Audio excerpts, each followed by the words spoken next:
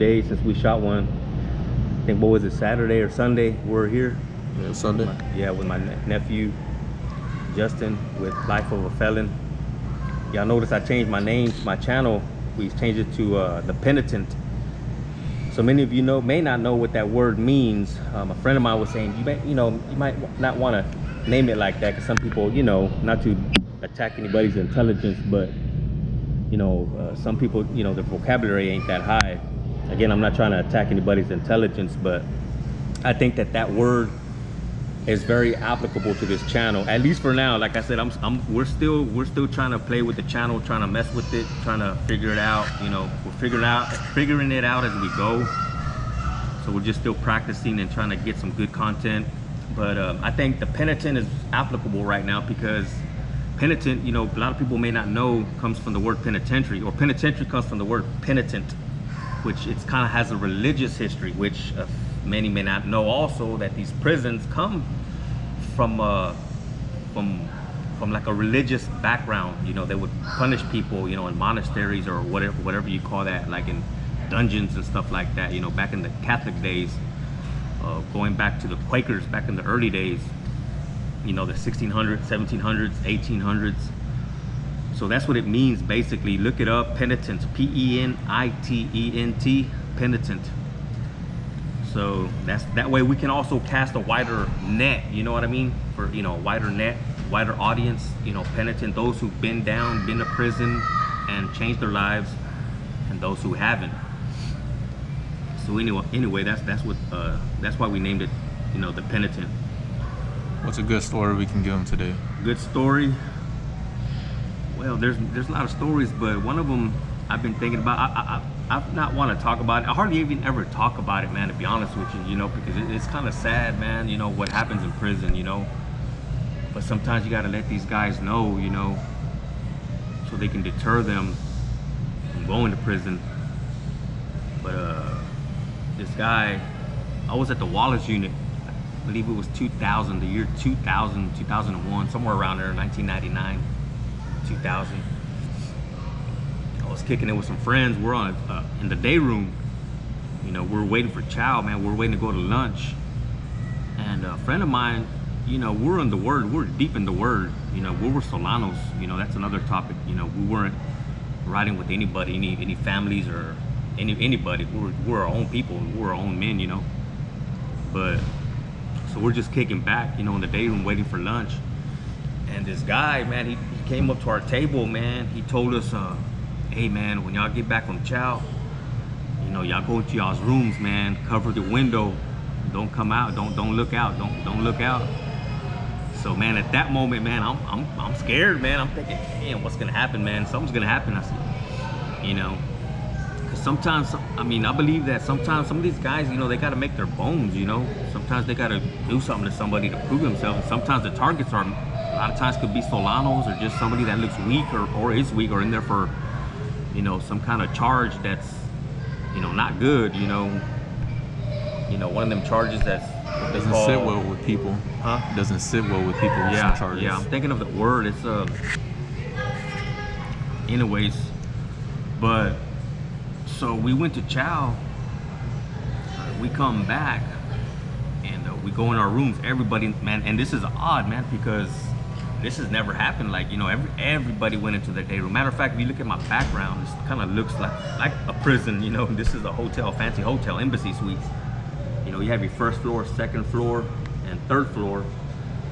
So the whole day room is just quiet, man. Everybody came back from chow. Everybody's in their room, and you don't hear anything going on, really.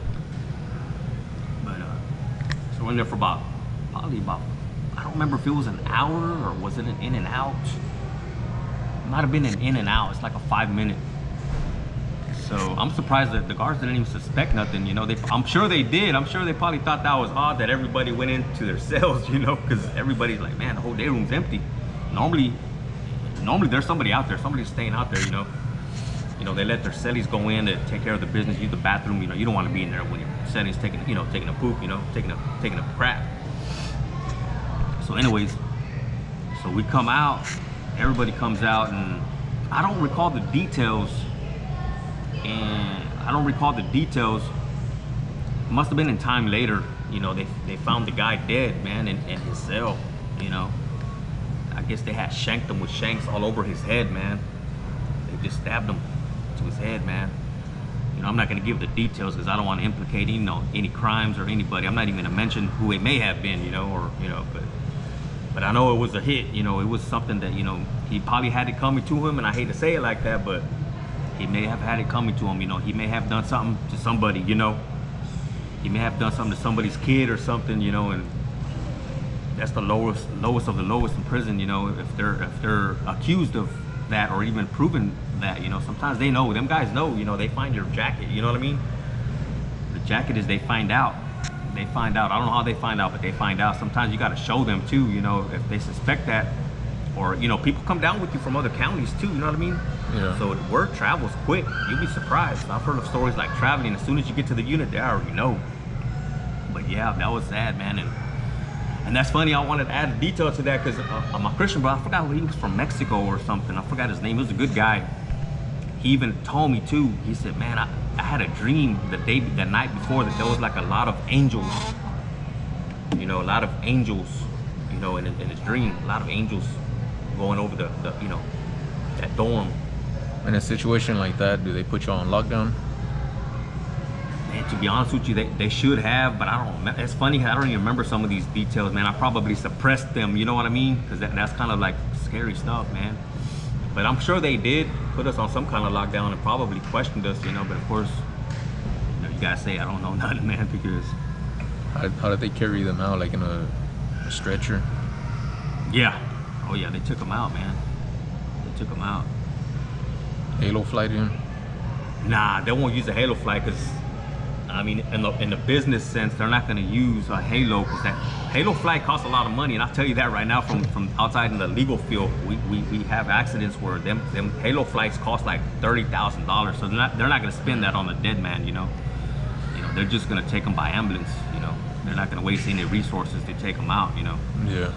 But yeah, that was the saddest. That was one of the, you know, murders that, you know, I was in the same dorm that had happened, you know. And you got to be careful, guys. You know, like I say, I keep stressing to you guys, prison's not a place you want to go. You know, you never know what can happen in there. It's easy to get in there, but hard to get out. You have any questions for me, nephew?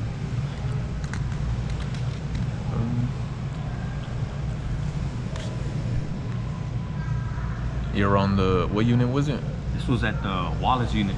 Wallace in unit. West Texas. West Texas. It was around 1999, 2000, somewhere around there. But yeah, man, I mean, regardless, I mean, you know, he probably had it coming to him, you know, but still, it's sad, you know. You know, his family probably, you know, found out, you know, got that call, that telephone call, you know, your son or your husband is dead in prison. I'm pretty sure that's heartbreaking in itself, but, you know, it's one of those things, man. It's one of them prison things. Place you don't want to go, guys. Did you ever see that, the guy that it happened to, like, walk around the... Yeah, I believe I remember seeing him. Yeah, I remember seeing him. He was like an older Mexican dude, kind of, you know, heavy set. How did he carry himself? Like, just quiet, you know, just quiet, stayed away, just quiet, you know, one of them quiet guys, didn't really mess with anybody, didn't associate himself with anybody. man, and that still happened to him. So he must have had like a bad jacket there then, huh? Like, yeah, something. Yeah. Bad. Yeah. Yeah, and you know, and I can't mention that even on YouTube because of the policies of YouTube. We can't, you know, target certain people, you know. So we'll just leave that at that. But yeah, there's just so many stories out there, man. You know, you've heard them all. There's other channels, they talk about it. You know, it's there. You know, it's all there. They all exist, man. So yeah, guys, that's one of the stories, man, that why you don't want to go to prison, guys. We're gonna go and close out The Penitent and Life of a Felon. Y'all go subscribe to this channel. Yeah, guys, subscribe, make some comments, ask us any questions you may want to ask on these channels. Let us know what you want us to talk about next. Y'all go subscribe to The Penitent and Life of a Felon. All right, guys, good night.